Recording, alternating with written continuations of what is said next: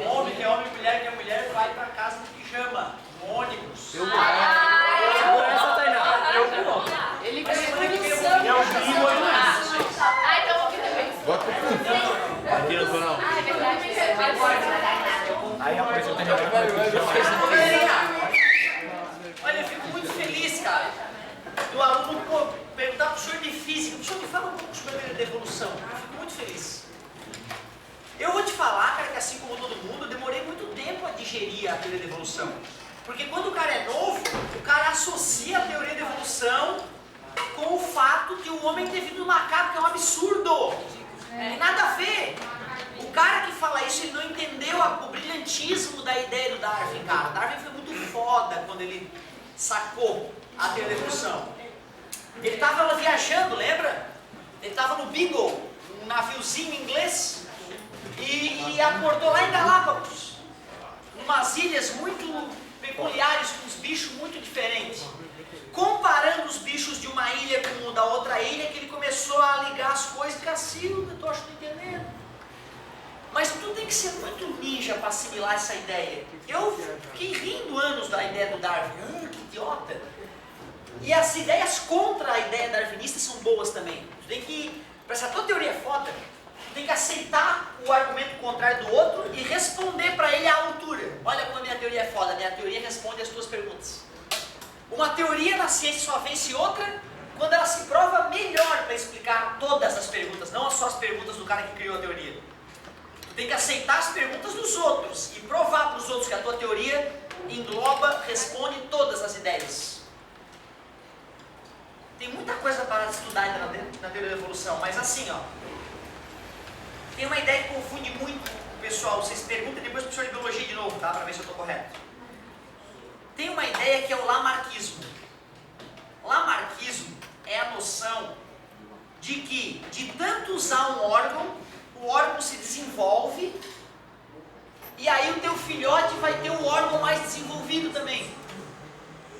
As provas de que a ideia de Lamarck, que começavam a tentar explicar por que os animais mudam com o passar dos anos de características, foram destruídas pelas perguntas dos outros.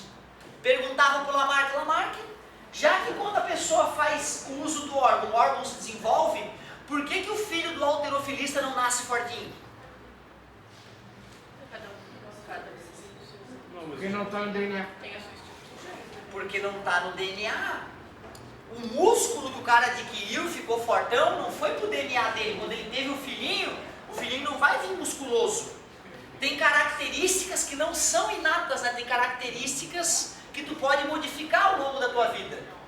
E a ideia do Lamarck é que os peixinhos que viviam nas cavernas e eram cegos, tinham ficado cegos porque não usavam os olhos. Aí atrofiou o órgão.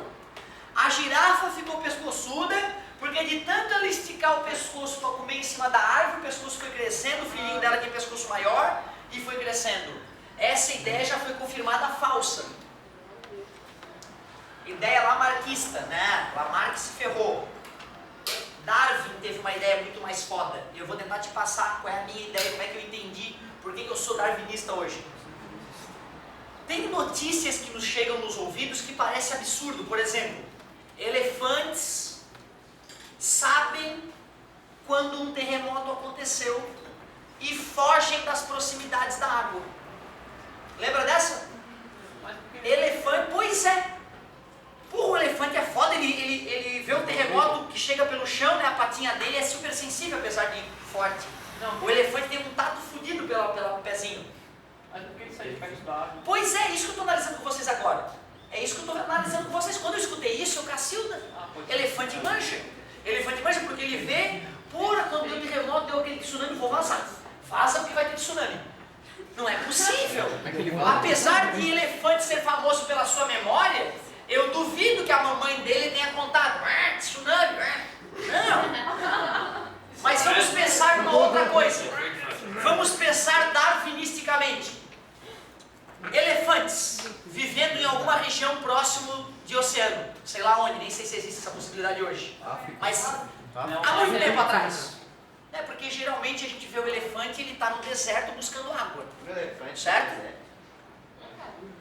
Na Índia, pessoal. Na Índia. Ele está migrando da região desértica para a região onde tem lama, né? Mas nos programas que eu vejo, eles estão sempre num lugar bem seco, se matando para chegar num lugar que tem água. E não é mar, porque água salgada não dá para beber, né? Eu só estou te mostrando a minha ignorância biológica. Eu não sei onde é que a porra do elefante está, certo? Mas um momento houve algum tipo de elefante que vivia numa região próxima de água salgada. Muitos deles, grupos imensos de elefantes, de repente surge terremoto. Alguns apavorados ficam parados. Outros apavorados correm para o mar. E outros apavorados correm para longe do mar. Tudo bem? Qual dos elefantes vão ter mais chance de sobreviver? Porra, eles correram para longe, não é porque eles são sabidos, é porque deu cagaço. Ah, meu Deus, terremoto, saiu correndo para frente. Os que correram por acaso para longe do mar, sobreviveram, porque as ondas gigantescas vieram e cobriram as proximidades do mar, matando afogados que ficaram parados, e os que correram para próximo do mar. Mas por cagada, por sorte, por aleatoriedade, alguns correram para longe. Esses tiveram filhotinhos e tiveram cria. Quando um novo fenômeno desse acontecer, os filhotes desses elefantes que correram por acaso para longe do mar, ao sofrerem terremoto, vão ter mais probabilidade de correr para cima do mar, para longe do mar ou ficar parados. Pode até ter um ou outro que apavorou e ficou parado. Pode até ter um ou outro que apavorado correu para cima do mar. Mas mais uma vez, os que sobreviverão serão aqueles que correrão por acaso. Hoje, todo maldito elefante, quando sente o terremoto, vai para longe da água. Não é porque ele sabe, porra, é porque a natureza selecionou aqueles que por acaso sobreviveram. Porque por acaso tiveram uma característica melhor que a de outro. Tu tá sacando? Isso em 10 anos, em 5 anos, tu imagina em 1 milhão de anos. As mudanças biológicas tênues que vão ocorrer, favorecendo uma espécie e desfavorecendo a outra. Milhares de anos depois ocorre um fenômeno chamado especiação, onde surge uma nova espécie tão diferente da anterior que seus descendentes não se procriam mais. Concorda comigo? E tu conseguir pensar em 1000 anos, eu não sei o que vai acontecer daqui a 1000 anos, eu sei que a cidade não vai ser nada a ver, os prédios não estarão mais aí daqui a 1000 anos, esses prédios serão outros. Tu imagina daqui a 1 milhão de anos, cara? É muito foda pensar na evolução.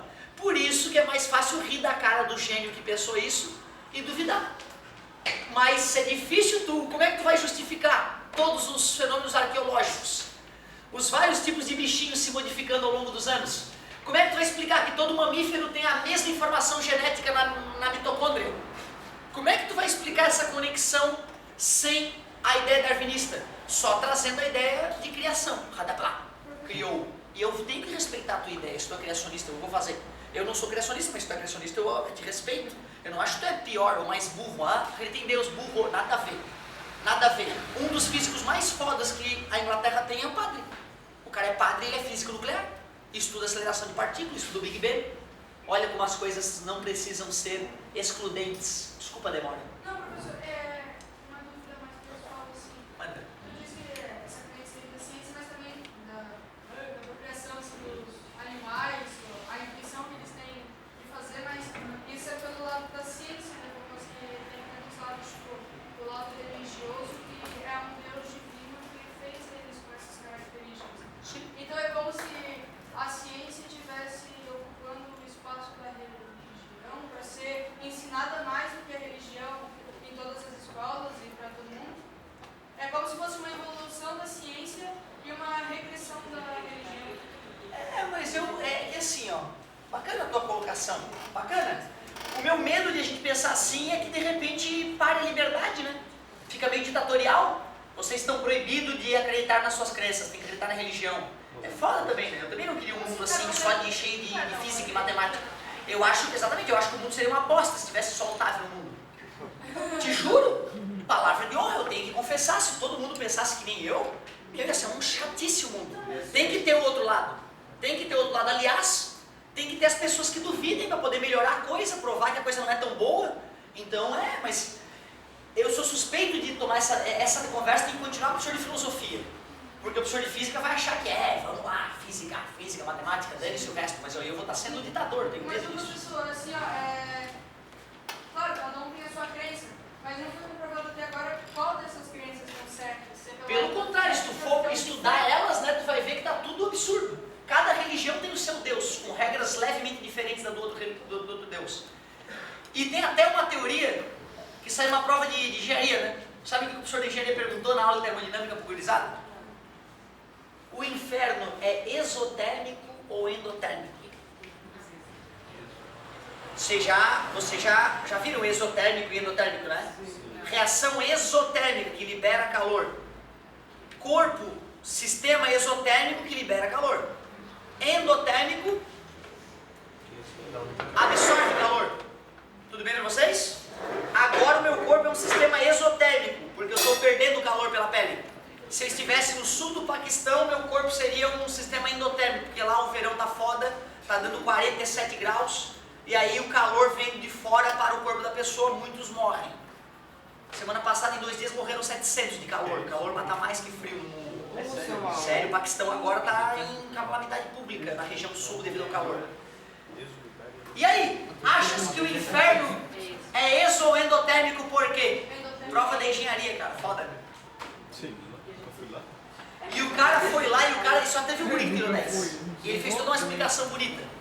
A explicação do guri foi a seguinte: existem várias religiões do mundo. Nenhuma supera as outras em número. Ou seja, se tu é católico, para as outras religiões do mundo, tu é pecador. E aí então o número de pecadores seria gigantesco se a religião católica estivesse correta.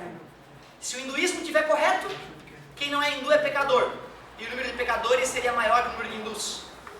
Se tu é taoísta, então tu é pecador de repente para algum outro tipo de religião. Está entendendo o que eu quero dizer? Se tu é muçulmano.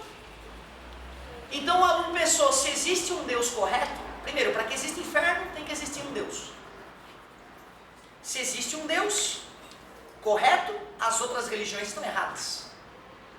Então quer dizer que tem muito mais alma indo para o inferno do que alma indo para o céu. Tudo bem, Brasil? Não tem jeito, né? Se tu é católico e está certo, todo o resto do mundo que não é católico está indo para o inferno. Se o Dalai que está correto, quem não é muçulmano, quem não acredita no Corão, vai para o inferno. Entende o que eu digo? E ele a partir daí equacionou. Então tem muita alma chegando no inferno. Se o inferno tem um volume restrito, vai esquentar essa porcaria esotérica. Porém, se o inferno estivesse expandindo numa taxa maior do que o número de almas crescentes que o habitam, aí poderíamos dizer que ele está esfriando e ele poderia ser endotérmico. Ele fez todo um tratado explicando isso, né, cara? Tu vê, né, cara? Parecia babaquice que a gente estava conversando, mas dá até para cogitar que a quantidade de almas no inferno esteja aumentando. Vamos torcer para o catolicismo nesse caso. Vamos. Então, todas essas explicações querem chegar no mesmo lugar, só que só que de forma diferente, né? Tipo, a religião tem o certo Deus e a física é mais... A física tem vários deuses. Sim, Newton, Galileu, Copérnico. A explicação da humanidade, mas pela ciência. Sim, beleza. Eu poderia passar o dia todo falando disso, mas infelizmente nós temos que ser técnicos, né? Para vocês terem condição de discutir o Big Bang e a origem do universo, tem que primeiro entender as leis de Newton. Fala, meu amor, fazer um comentáriozinho. É que tu tinha deixado ele pra semana passada. Claro, não. Ô galera, eram esses os dados? No final da aula cheguei a dar um tempinho para te fazer essa questão? Sim. Como é que eu começo primeiro? Qual é o nome dessa coisa que eu fiz aqui? Diagrama de corpo livre, porque os corpos estão livres e eu desenhei, em vez dos objetos que estavam em contato com eles, as forças que os objetos faziam. Isso é muito intuitivo. Alguns de vocês vão ter dificuldade nisso no começo e tem que treinar essa brincadeira aí. Fiz a letra E já, a letra F, né? Porque era bem intuitiva, quando a gente conversava um pouquinho. Letra A, como é que calcula a aceleração? Me ajudem, por favor.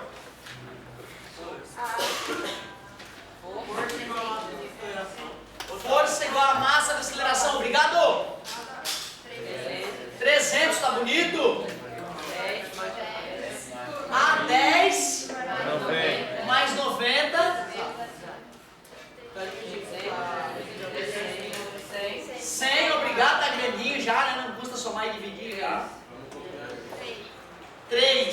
3 metros por segundo ao quadrado. Pô, isso aí eu posso botar numa prova sem estresse, né? Aí na época, pode-se dizer que o FBA e o FAB são igual a F? Somados? Não, primeiro, ó, FBA e FAB formam um par ação e reação. Certo? Então elas têm o mesmo módulo. Se eu fosse somar esses vetores, daria 0, mas eu não posso somar porque eles estão atuando em corpos diferentes, né? Mas na hora que a gente for fazer do método Ninja, que eu prometi para vocês, nós vamos discutir isso que tu falou. Me ajudem, galera. Como é que acha a força resultante em A? Massa do ar Massa do A. vezes a aceleração do ar. Claro, pô. Quem é a massa do A? 10. E a aceleração? 3. Então deu uma força resultante de 30 newtons. Isso foi a letra B. Letra C. Força resultante em B. Massa do B Massa do B. vezes a aceleração do B. Força resultante em B. Massa do B. 90. Aceleração. Cara, isso eu sou obrigado a te pedir na próxima avaliação. Tranquilo? 3, 6, 9, 27, né? Quase acabando já. Força que A faz em B e força que B faz em A. Pelo que eu acabei de falar,